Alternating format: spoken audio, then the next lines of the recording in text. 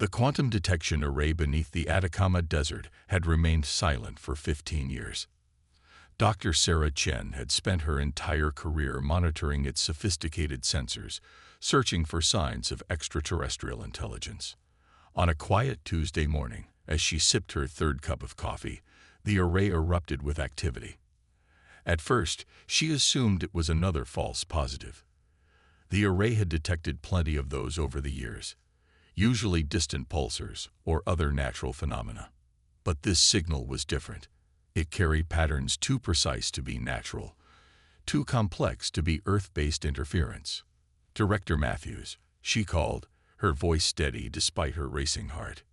"You need to see this." The facility's director arrived within minutes, his usual composed demeanor cracking as he studied the readings. The signal originated from just beyond Saturn's orbit, and it was moving fast, impossibly fast. Within hours, every major observatory on Earth confirmed the data. A fleet of massive objects was approaching the solar system, decelerating from speeds that defied known physics. The object's size and formation left no doubt. This was first contact, and it wasn't a scientific expedition.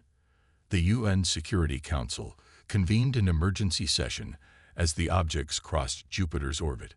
By then, Earth's most powerful telescopes had captured images of the vessels. Sleek, crystalline structures the size of small moons, trailing wisps of exotic radiation. Military analysts estimated their technological superiority at centuries beyond Earth's capabilities.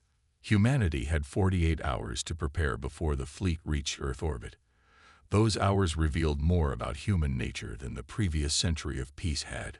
Some nations mobilized their militaries, despite knowing the futility. Others began mass evacuations to underground bunkers. A few simply waited. The message arrived precisely 48 hours after first detection.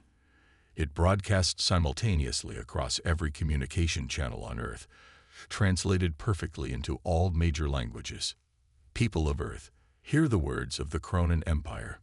Your civilization has been monitored since you first split the atom. Your technological progress, while primitive, has reached the threshold for absorption into our collective. Resistance has proven futile for 312 species before you. Submit to imperial authority, and your transition will be peaceful. You have 24 hours to surrender your governing authority to our representatives. Failure to comply will result in demonstration of force." The message repeated 3 times before falling silent. In its wake, the world's leaders faced an impossible choice: immediate surrender to an unknown power, or certain destruction. Dr. Chen sat in her underground facility, studying the signal's characteristics while the world above argued about humanity's response. Something about the transmission nagged at her scientist's instincts. The translation was too perfect, the timing too precise. It spoke of overwhelming technological superiority, yet it used basic radio waves for communication. She cross-referenced the signal pattern with the array's historical database and found something fascinating. The alien transmission's underlying structure shared similarities with human military communications: efficient, hierarchical, and most importantly, predictable. "Director," she called again, this time with urgency born of revelation rather than shock. "I think I found something important about our visitors." As she explained her findings, a plan began to form. The Cronan Empire clearly expected either immediate surrender or futile resistance. Their message, their approach, everything about their behavior suggested an ancient power that had forgotten the fundamental rule of survival: adaptation. While politicians debated humanity's official response, a different kind of preparation began. In secure facilities across the globe, technicians and scientists worked frantically to implement Dr. Chen's discovery. The Cronan Empire's communications might be advanced, but they followed patterns. Patterns could be predicted. Predictions could be exploited. The Cronan fleet arrived exactly when they said they would, positioning themselves in a perfect geometric formation above Earth's major population centers. Their ships gleamed in the sunlight, a display of power meant to awe and intimidate.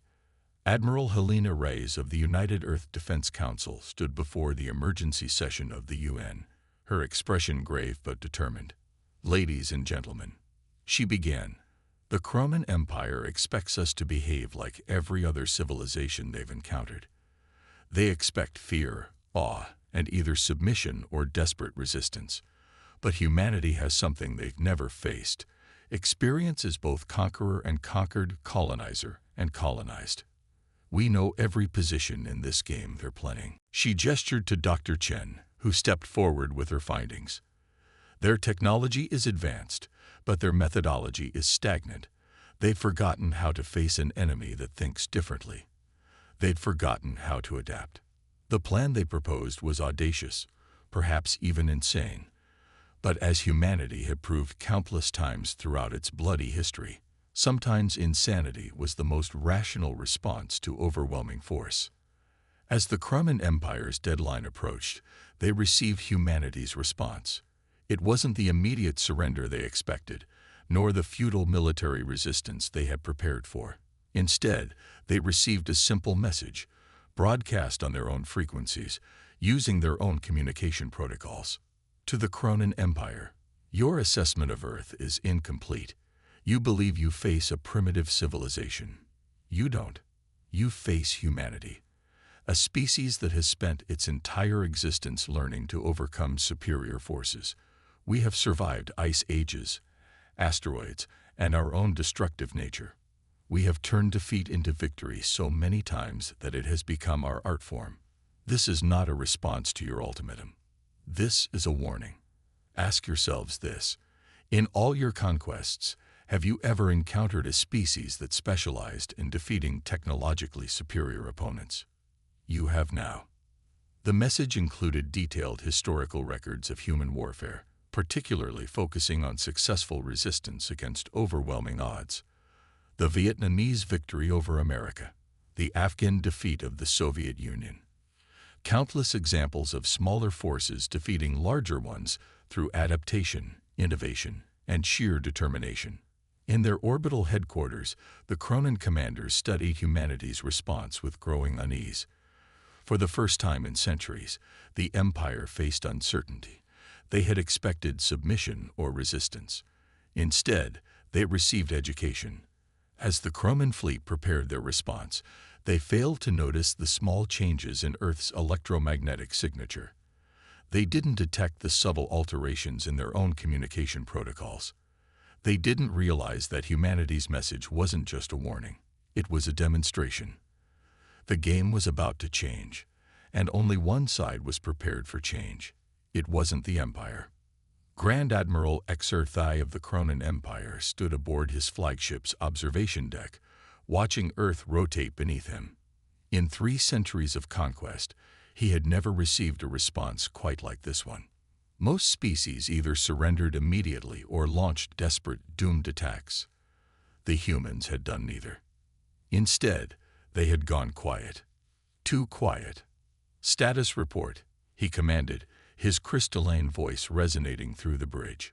"Surface activities appear normal, Admiral," his second-in-command, Commander Val, reported. "Their military installations remain powered down. Civilian centers continue routine operations. No detected launches or unusual energy signatures." HFY's outer membrane flickered with unease. The humans' historical records had been disturbing. They showed a species that had elevated asymmetric warfare into an art form. Yet now they seemed to be doing nothing at all. "Show me their orbital assets again," he ordered. The holographic display illuminated, showing Earth's crude satellites and space stations. Nothing had changed since their arrival. The humans hadn't even tried to move their spacecraft to defensive positions. Below the Cronan fleet, humanity appeared to be accepting their fate. News broadcasts discussed peaceful integration into the Empire. Military bases stood down. World leaders prepared statements of submission. But in the depths of the Atacama Desert, Dr. Sarah Chen worked furiously at her quantum array console. The facility, officially decommissioned hours after the Empire's arrival, hummed with hidden activity. Her fingers flew across the holographic interface as she fine-tuned her algorithms. "Neural network is at 97% accuracy," she announced to the crowded underground chamber. "The Empire's communication protocols are complex, but they're fundamentally unchanging. Like a language that stopped evolving thousands of years ago." Admiral Rice nodded, studying the massive display wall where streams of alien data flowed continuously. "How long until we can begin?" "We're already beginning," Chen replied with a slight smile. "Every transmission we've sent, every broadcast they've monitored, has contained embedded patterns. Patterns their systems are unconsciously learning to trust." Around the world, similar scenes played out in hidden facilities. While the surface showed submission, underground humanity prepared for a kind of warfare the Empire had never faced. In orbit, Commander Val approached his admiral with growing concern. "Sir, our long-range sensors are detecting anomalies, random fluctuations in Earth's electromagnetic field." "Natural phenomena?" HFY questioned. "Unknown. The patterns match known terrestrial variations, but..." Val's membrane rippled with uncertainty. "Something feels wrong." HFY understood the feeling. Everything about this conquest felt wrong. The humans were too compliant, too quiet. Their historical records showed a species that fought fiercely for independence, yet now they seemed to surrender without a fight.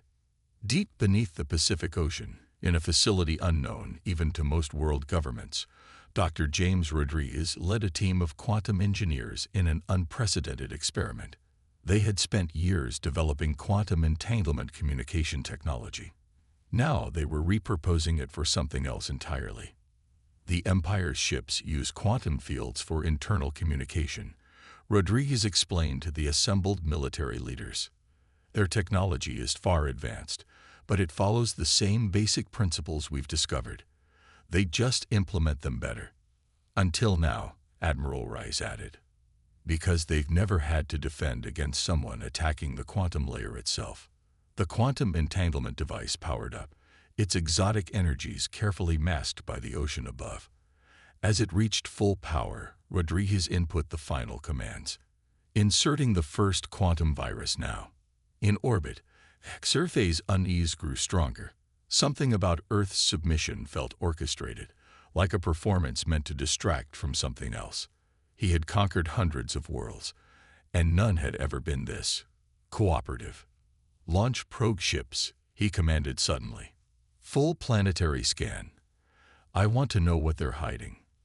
But as the probe ships prepared to launch, their quantum communication networks experienced an imperceptible shift.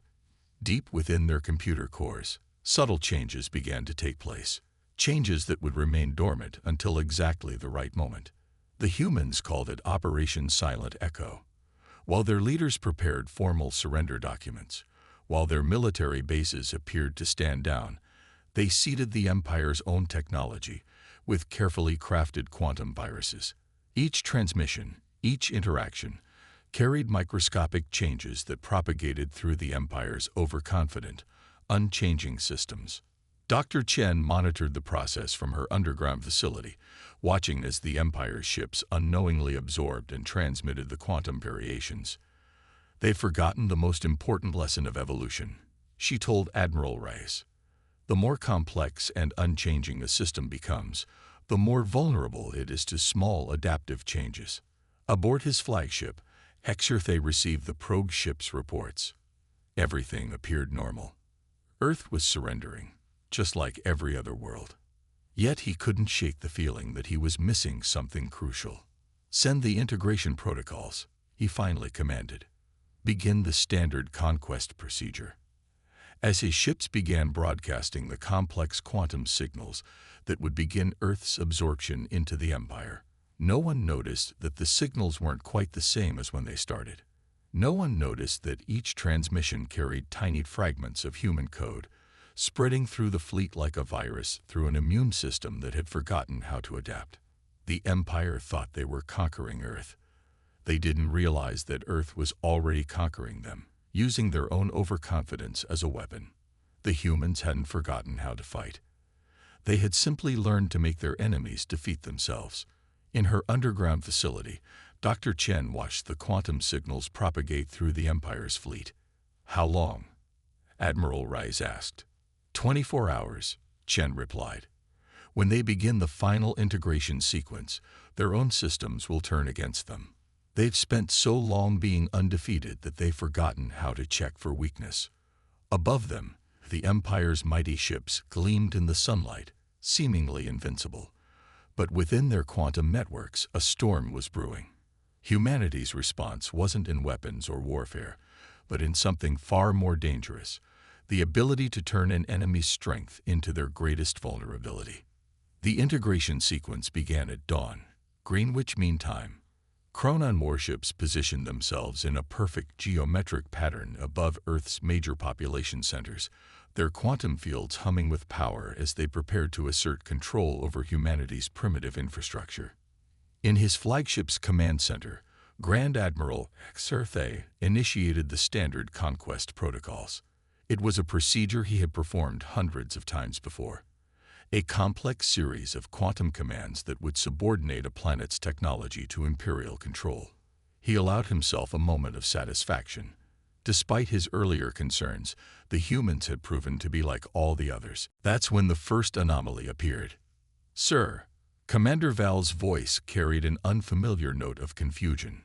"We're detecting unusual feedback in the quantum network." HFY dismissed the concern with a gesture. "Normal variance during integration. Proceed." But it wasn't normal variance. Deep beneath the Atacama Desert, Dr. Chen watched her quantum monitors light up with activity. The Empire's integration sequence was doing exactly what they had predicted, spreading their carefully crafted quantum virus throughout the fleet's neural networks. "Phase 1 complete," she announced to Admiral Rice and the assembled military command. "Their own integration protocols are distributing our code faster than we could have done it ourselves." The Empire's quantum technology was centuries ahead of Earth's, but it suffered from a critical flaw. It hadn't needed to evolve defenses against internal threats for millennia. Like an ecosystem without predators, it had lost its ability to recognize danger. In orbit, the first systems began to fail. Subtle at first: minor calibration errors, slight power fluctuations, communication delays measured in milliseconds. Nothing that would immediately alarm a crew accustomed to perfect functionality. "Admiral." Dr. Rodriguez's voice came through the secure quantum channel from his underwater facility. "The virus is spreading through their neural networks exactly as planned. Their quantum fields are becoming our quantum fields." The Empire's ships continued their integration sequence, unaware that each transmission was further compromising their systems.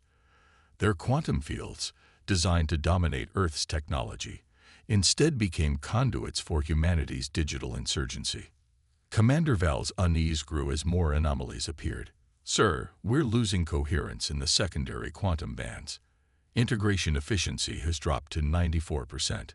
For the first time in his long career, HFY felt a flicker of real concern. Integration efficiency had never dropped below 99.9%. "Adjust the quantum harmonics," he ordered. "Increase power to the main transmitters." It was exactly what humanity had anticipated. Dr. Chen's algorithms had been designed to turn the Empire's own responses against them. Each attempt to compensate for the degrading systems only accelerated the virus's spread. "They're doing it," Chen whispered, watching the cascade of numbers on her screen. "They're actually doing exactly what we predicted. They're so used to their technology being perfect that they're trying to overpower the problem instead of investigating it." The Empire's mighty warships hung in orbit, their crystalline structures gleaming with power as they poured more energy into their failing systems. From the ground, they looked as imposing as ever. But within their quantum networks, a revolution was taking place at the subatomic level. Admiral Rice watched the tactical display with grim satisfaction. "How long until they realize?" "Too late," Chen replied. "The virus has reached their primary control systems. Every attempt to regain control just makes it spread faster. They're fighting their own technology now, and they've forgotten how." In orbit, the crisis finally became impossible to ignore. Ship after ship reported critical system failures. Quantum fields collapsed, taking weapons and propulsion systems with them. Communications degraded into unintelligible noise. Full system reset, HFY commanded, his outer membrane flashing with alarm patterns. Purge all networks. But there was no reset protocol. The Empire's systems had been perfect for so long that they had never needed one.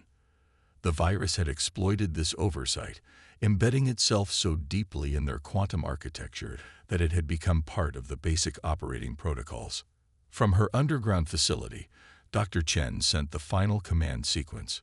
Initiating Operation Achilles, she announced. Transmitting shutdown codes now. The effect was devastating. All across Earth orbit, the Empire's ships went dark. Their quantum fields, the source of their power and their vulnerability, collapsed completely. Emergency systems designed eons ago sputtered to life, barely maintaining basic life support. Grand Admiral HFY stood on his darkened bridge, watching through unpowered windows as his mighty fleet drifted helplessly in orbit. How? He demanded. How could primitives do this to us? The answer came through the emergency channels, broadcast on simple radio waves that the Empire had considered obsolete centuries ago. Admiral Rice's voice filled every ship in the fleet. You thought technology alone made you invincible, she said. You forgot that true strength lies in adaptation, in the ability to think differently when faced with superior force. We didn't beat your technology. We turned it against itself. Your perfect, unchanging systems became your perfect, unchanging weakness. The message continued, but HFY barely heard it.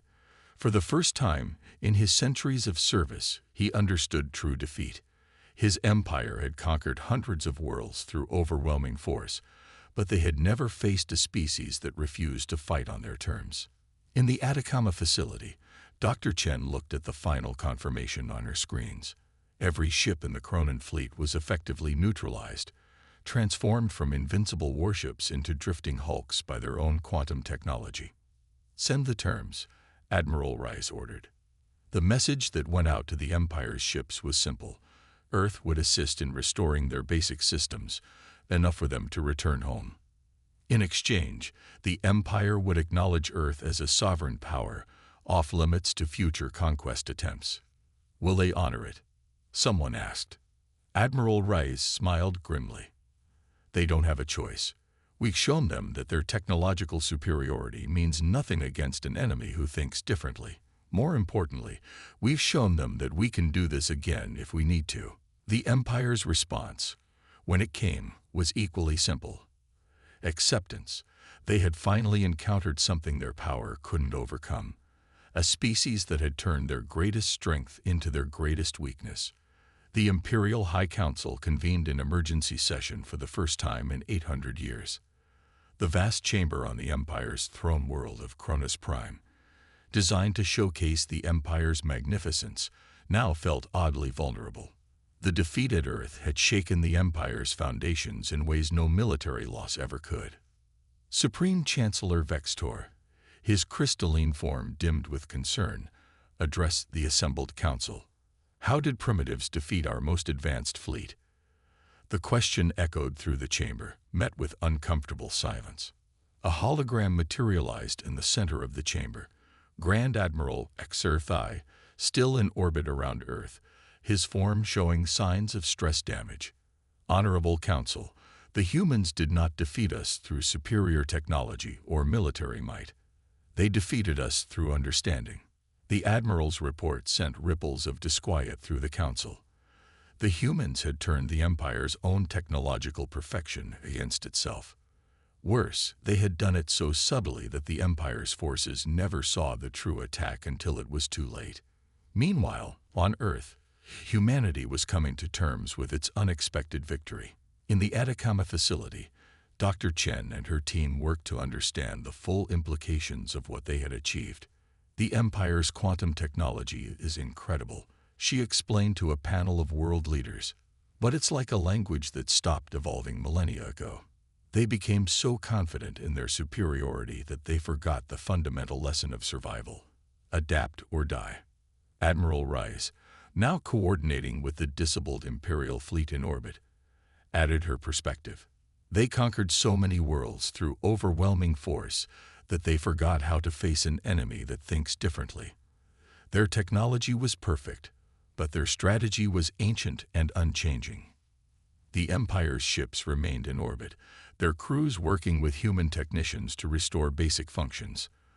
The collaboration revealed something unexpected. The Empire's technological advancement had come at the cost of innovation. They could create incredible technology, but they had forgotten how to think creatively about its use. In the Imperial High Council, the debate raged on.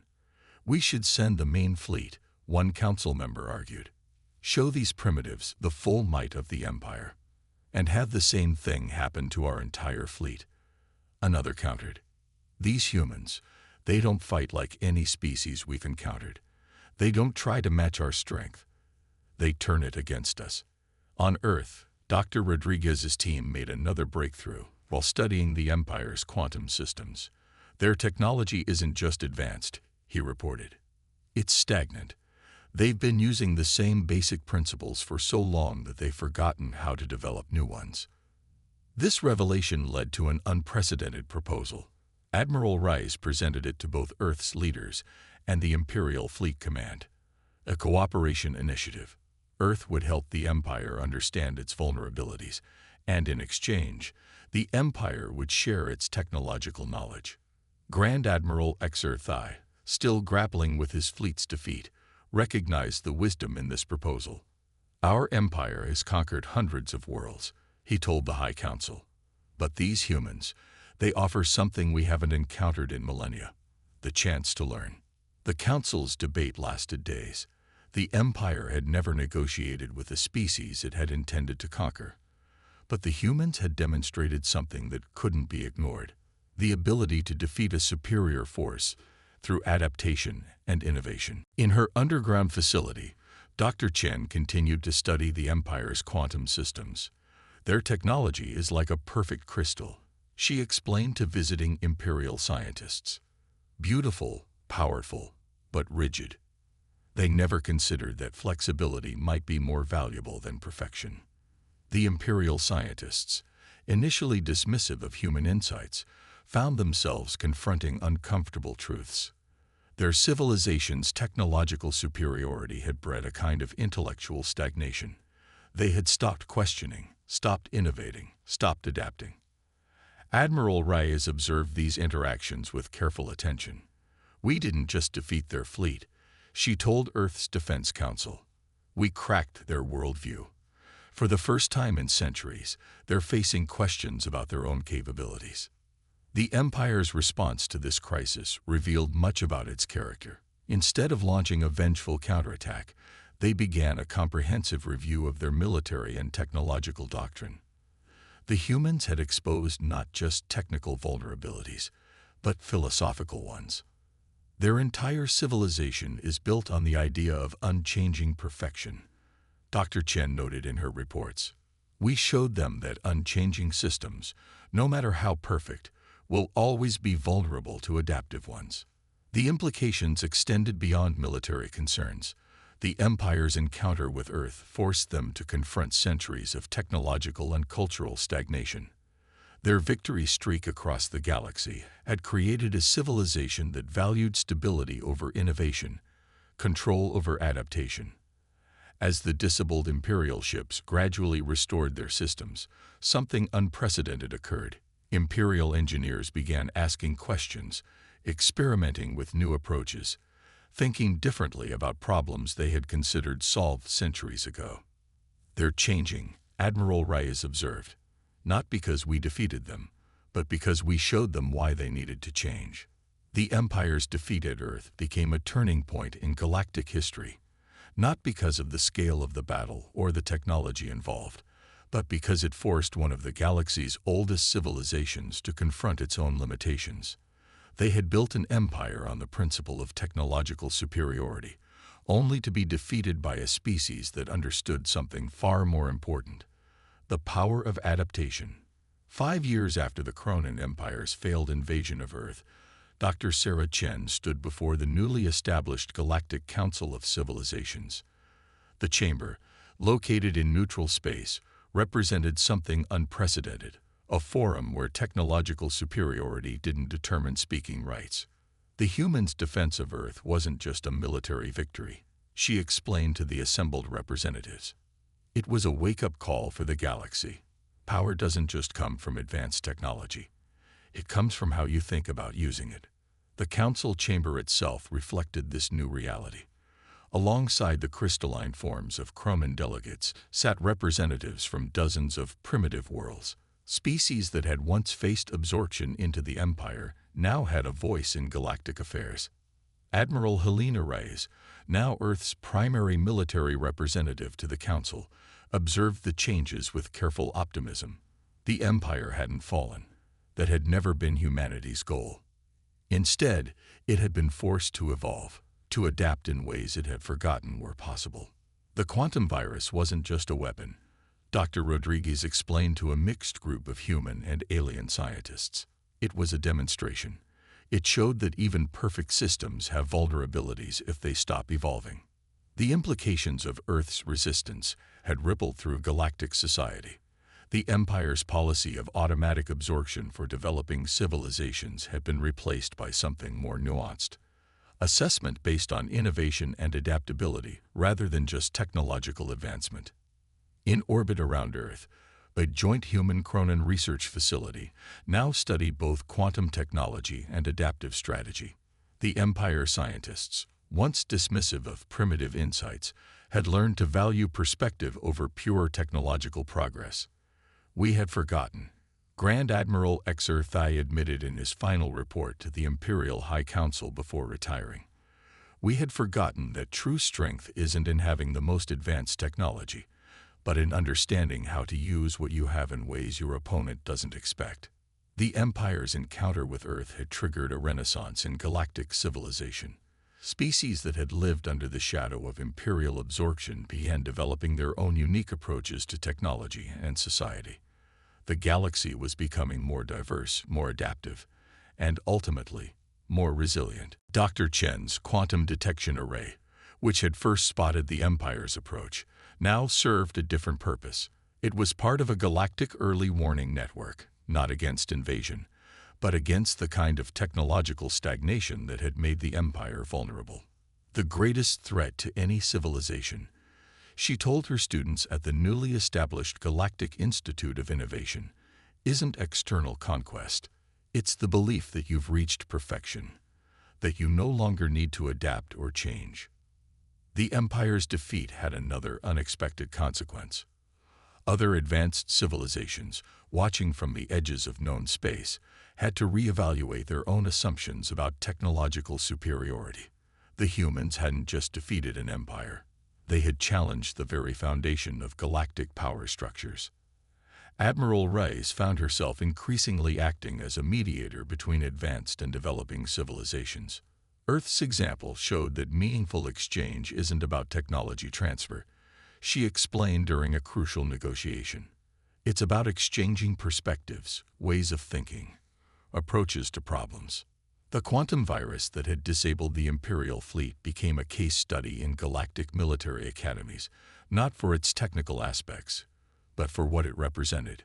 It showed that victory often came not from confronting an enemy's strength, but from understanding their assumptions and blind spots.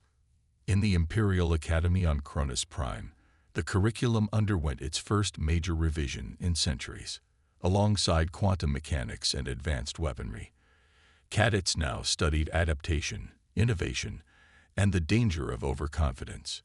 The humans didn't just show us our technological vulnerabilities, a Kronan instructor explained to their class. They showed us our cultural ones. We had become so convinced of our superiority that we forgot the fundamental law of survival, the ability to change. On Earth, the changes were equally profound. Humanity's successful defense against a vastly superior force had reinforced something deep in their collective psyche, the importance of thinking differently, of finding unexpected solutions to overwhelming problems. Dr. Chen, reviewing data from the expanding network of quantum detection arrays, reflected on how much had changed. "We didn't just survive an invasion," she wrote in her memoirs. "We helped create a galaxy where technological advancement alone doesn't determine a civilization's worth." The legacy of Earth's resistance wasn't in military victory or technological achievement. It was in showing the galaxy a different way of thinking about strength and progress. Advanced civilizations learned to value innovation and adaptability alongside technical capability. Developing worlds gained confidence in their unique approaches to problems. As humanity took its place in the wider galactic community, they brought with them their most valuable trait: the ability to face overwhelming odds by thinking differently. It wasn't their technology that earned them respect among the stars. It was their reminder to the galaxy's oldest civilizations that true strength lies not in achieving perfection, but in never stopping the search for better ways forward. The Empire came to Earth expecting to find another primitive world to absorb, Admiral Rice told the graduating class at the Earth Defense Academy. Instead, they found something they'd forgotten existed: a species that had turned adaptation itself into an art form. In doing so, we didn't just change our future, we changed the galaxies. The quantum detection array in the Atacama Desert still scanned the stars, but its purpose had evolved. It no longer just watched for threats, it looked for opportunities to learn, to adapt, to grow. In the end, that was humanity's greatest contribution to galactic civilization: the reminder that the universe belongs not to the most powerful, but to those who never stop learning how to face its challenges in new ways.